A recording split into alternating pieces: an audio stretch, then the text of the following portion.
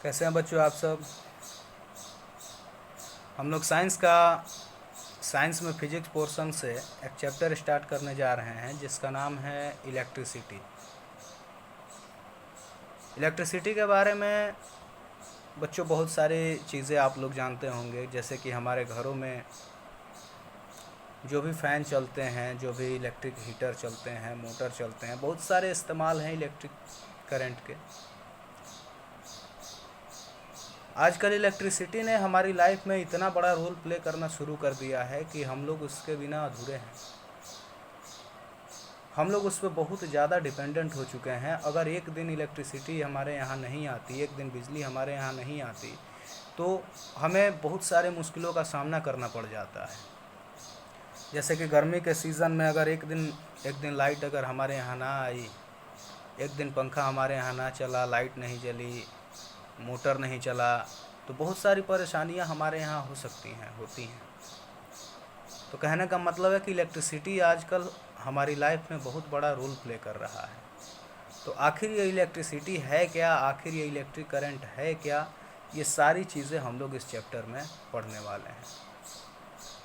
तो सबसे पहले हम लोग स्टार्ट करते हैं, इलेक्ट्रिसिटी पढ़ने से पहले हम लोग स्टार्ट करते हैं इलेक्ट्रिक चार्ज के बारे में। आखिर ये इलेक्ट्रिक चार्ज क्या होता है। तो देखिए बच्चों, इलेक्ट्रिक चार्ज क्या है। ये एक फिजिकल क्वांटिटी है। इलेक्ट्रिक चार्ज एक फिजिकल क्वांटिटी है मैटर का, जिसको कि हम कभी भी एक इलेक्ट्रोमैग्नेटिक फील्ड में रखते हैं तो वो एक फोर्स एक्सपीरियंस करता है। मतलब कि चार्ज को हम लोग क्यू से रिप्रेजेंट करते हैं। तो मान लिया जाए कि ये चार्ज क्यू है और यहाँ पे कोई फील्ड है, कोई इलेक्ट्रोमैग्नेटिक कोई फील्ड है। ये कोई फील्ड है किसी भी चार्ज का, या ऐसे ही कोई इलेक्ट्रोमैग्नेटिक फील्ड है। तो ये जब भी ये जो चार्ज है, जब भी इस फील्ड में इंटर करेगा, जब भी ये चार्ज इस फील्ड में इंटर करेगा, तो इस दूसरे फील्ड के द्वारा, ये इलेक्ट्रोमैग्नेटिक फील्ड के द्वारा इस पर एक फोर्स एक्सपीरियंस होगा।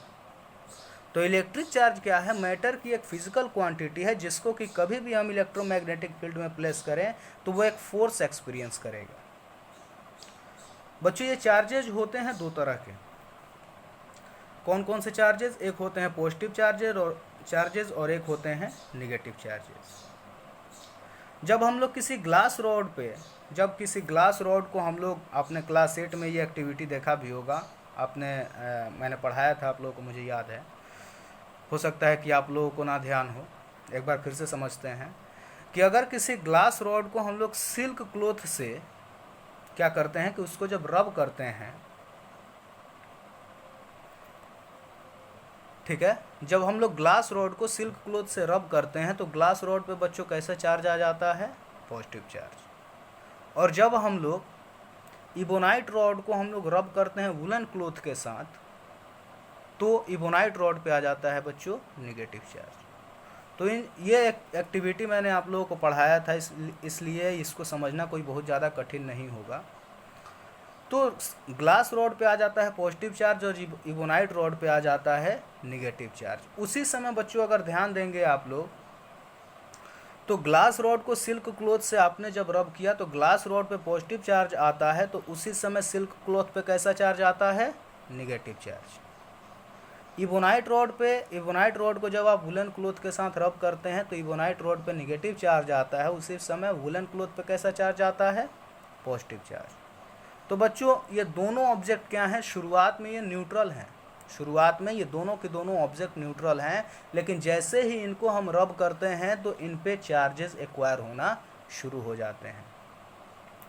आप लोगों ने देखा होगा कि कभी आप लोग स्कूल से घर जाते हो, ठंड का मौसम होता है, जब आप स्कूल से घर जाते हो, स्वेटर अपना निकालते हैं तो चट से एक आवाज़ आती है, एक स्पार्क जैसा। आप लोगों को हो सकता है कि अगर रूम अंधेरा हो तो आप लोगों को स्पार्क वो दिख भी जाएगा, नहीं भी दिखता तो आप लोगों को ऐसे एक आवाज़ सुनाई देती है। एक्चुअली वो आवाज़ ये है कि जब वुलन क्लॉथ आपकी बॉडी के साथ लगातार रब करता रहता है, जब आप उसको निकालते हैं तो उसमें एक चार्ज एक्वायर हो चुका होता है। जैसे ही आप उसको निकालते हैं तो वो चार्जेस डिस्चार्ज होती हैं और उसी डिस्चार्जिंग के फलस्वरूप आपको एक स्पार्क की आवाज़ सुनाई देती है। तो बच्चों, चार्जेज जो होते हैं ये किसी भी बॉडी में हो सकते हैं। अगर दो बॉडी, भले ही वो नॉन मेटल हो या मेटल या नॉन मेटल हो, ठीक ना, दोनों ऑब्जेक्ट मैटर नहीं करता। मैटर ये करता है कि दो ऑब्जेक्ट एक दूसरे से कांटेक्ट में हो और एक दूसरे से वो रब करें। अगर वो दोनों ऑब्जेक्ट रब कर रही हैं तो उन पर चार्ज एक्वायर होना लाजमी है, उन पर चार्ज एक्वायर होगा ही होगा। इस एक्टिविटी को आप लोग ऐसे भी करके देख सकते हैं कि एक बलून ले लेंगे आप लोग, बलून में आप लोग उसको हवा भर देंगे और हवा भरने के बाद से उसको रब करेंगे। दो बलून आप लोग ले लीजिए और दोनों को हवा भर दीजिए और दोनों को आप लोग रब करिए। जैसे ही आप लोग रब करेंगे और रब करने के बाद उसको दीवार से सटाने की कोशिश करेंगे तो देखिएगा कि वो चिपक जाता है दीवार से। बलून जो है वो दीवार से चिपक जाता है। रीज़न इसका क्या है? दीवार से चिपकने का रीज़न क्या है?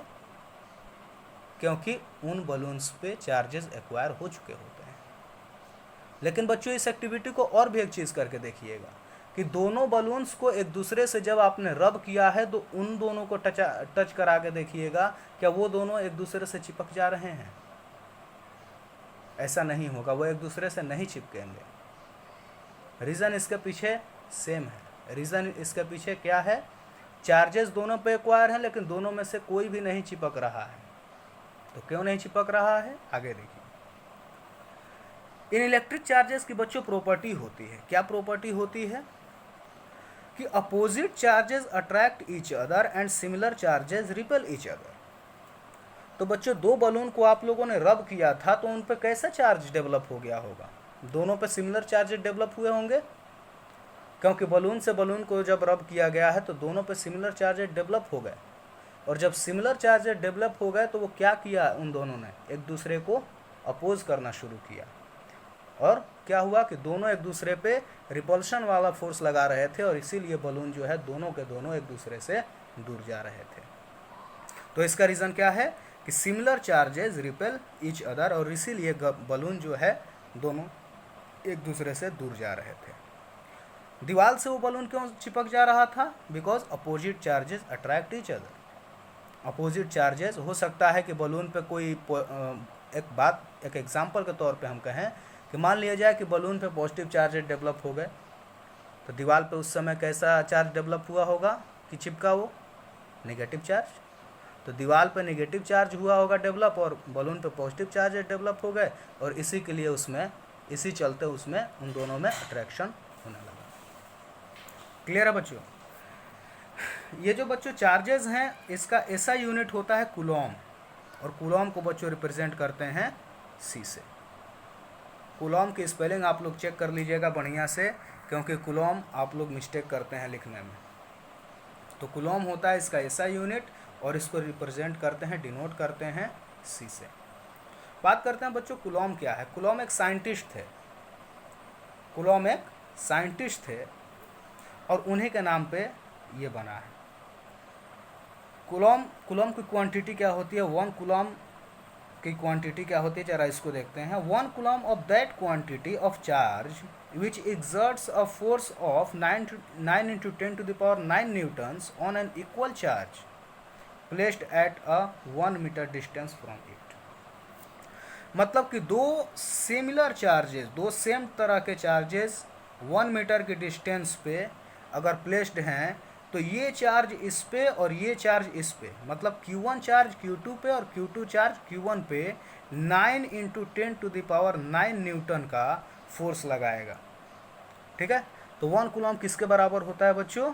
1 कूलॉम होता है बराबर किसके? अगर ये 9 into 10 to the power 9 Newton का फोर्स अगर दोनों चार्जेस एक दूसरे पर लगा रही हैं, और कब ये फोर्स लगेंगी? जब ये दोनों चार्जेस एक दूसरे से 1 मीटर के डिस्टेंस पे प्लेस हुए। इसका एक बच्चों फॉर्मूला भी होता है कूलॉम का, जो ये ऑब्जेक्ट इस पे फोर्स लगाता है और ये ऑब्जेक्ट इस पे फोर्स लगाता है, तो फोर्स का एक फॉर्मूला भी होता है जो कि आपके सिलेबस में नहीं है। फोर्स इज इक्वल टू होता है 1/4 पाई, इसको हम लोग ई नॉट लिखते हैं, ये एफ साइलेंट नॉट इसको बोलते हैं। क्या बोलते हैं? F silent not, F silent not. 1/4 pi F silent not Q1 Q2 upon R²। ये सिमिलर है ग्रेविटेशनल फार्मूला जैसा, ये लग रहा है कि नहीं लग रहा है? क्या होता है ग्रेविटेशनल फार्मूला में जो फोर्स का फार्मूला होता है, G F is equal to G into m1 m2 upon R square होता है ना। तो बिल्कुल उसी के जैसा ये फार्मूला लग रहा है। वहाँ पे जी क्या था, ग्रेविटेशनल कांस्टेंट था, और यहाँ पे ये क्या है 4 पाई एप्सिलॉन नॉट, यहाँ पे क्या है इस फार्मूले के लिए चार्जेस के लिए ये कांस्टेंट है। तो क्या है बच्चों, F is equal to 1/4 pi epsilon naught Q1 Q2 upon में आर स्क्वायर। ये आपके सिलेबस में नहीं है, कोई ध्यान देने की बात नहीं है। अब बच्चों पॉजिटिव चार्जेस निगेटिव चार्जेस पे जरा देखते हैं कितने कितने चार्ज होते हैं। कि positive charges called protons, positive charges को हम लोग कहते हैं प्रोटॉन्स, और इन पे चार्ज कितना होता है बच्चों 1.6 × 10⁻⁻19 कूलॉम। क्या होता है बच्चों, पॉजिटिव का 1.6 × 10⁻⁻19 कूलॉम, एंड नेगेटिव चार्जेस को हम लोग इलेक्ट्रॉन्स कहते हैं, और जिन पे चार्ज होता है माइनस का 1.6 × 10⁻⁻19 कूलॉम। तो बच्चों पॉजिटिव और नेगेटिव चार्जेस में क्या डिफरेंस है, दोनों का मैग्नीट्यूड इक्वल है, दोनों का मैग्नीट्यूड इक्वल है, लेकिन नेचर अपोजिट है। नेचर अपोजिट क्यों है, क्योंकि ये पॉजिटिव है और ये निगेटिव है, लेकिन मैग्नीट्यूड दोनों का क्या है, इक्वल है।